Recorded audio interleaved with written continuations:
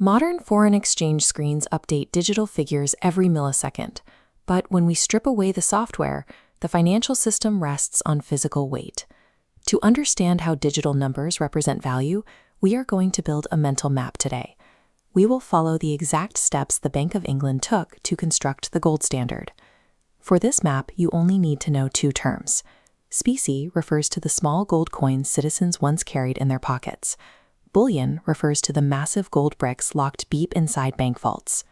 By tracking the shift from specie to bullion, you will discover the logic behind the 400-ounce gold bars that still anchor global trade.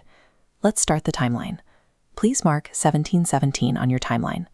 This is Sir Isaac Newton, the famous physicist, serving in his role as the master of the Royal Mint. Britain at the time operated on a bimetallic standard, a system where the economy relied on the circulation of both silver and gold coins. Newton priced the gold guinea at 21 silver shillings, a rate that legally overvalued gold compared to the rest of Europe. Merchants quickly realized they could profit by exporting silver to the continent and flooding the British market with gold. Britain effectively moved to a gold standard right then.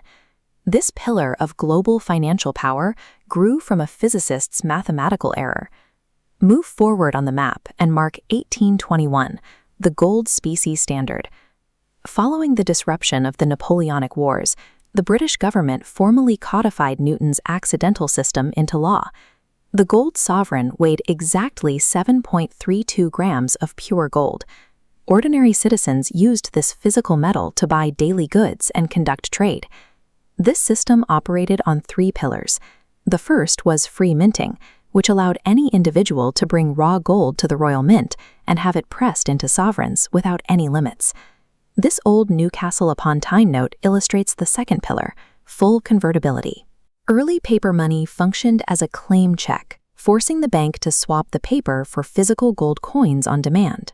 The third pillar was no export restrictions, which allowed individuals to carry gold across borders to settle debts, naturally balancing international trade. Under the specie standard, the monetary power of the British Empire lived in the pockets of the public, circulated as decentralized physical wealth. Draw a warning icon on your timeline next to this image.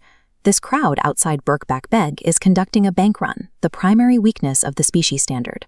Full convertibility is a mathematical risk. Banks issue more paper receipts than they hold in physical gold.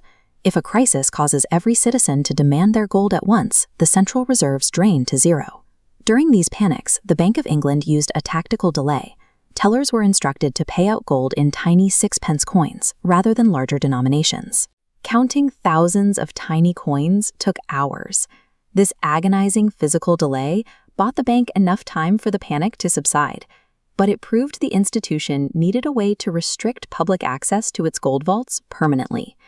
Mark the final major shift on the map, 1925, the gold bullion standard.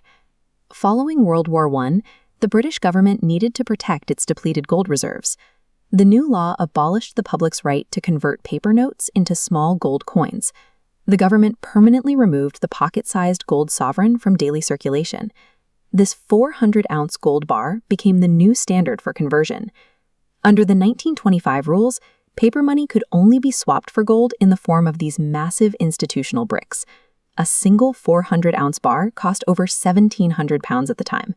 This price effectively locked the working public out of gold ownership, making it mathematically impossible for citizens to demand their wealth in metal.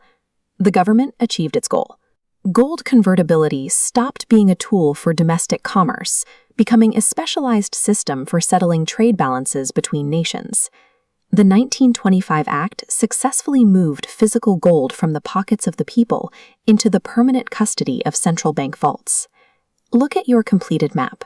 You can now see the transition from a world of decentralized pocket coins to a centralized system of 400-ounce vault bricks.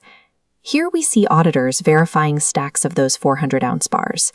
This 1925 standard created the Good Delivery List, the technical framework that guarantees the purity and weight of institutional gold today. Every digital figure on a modern Forex screen represents this physical evolution. The numbers reflect the legacy of hundreds of tons of 400-ounce bars stored in the dark.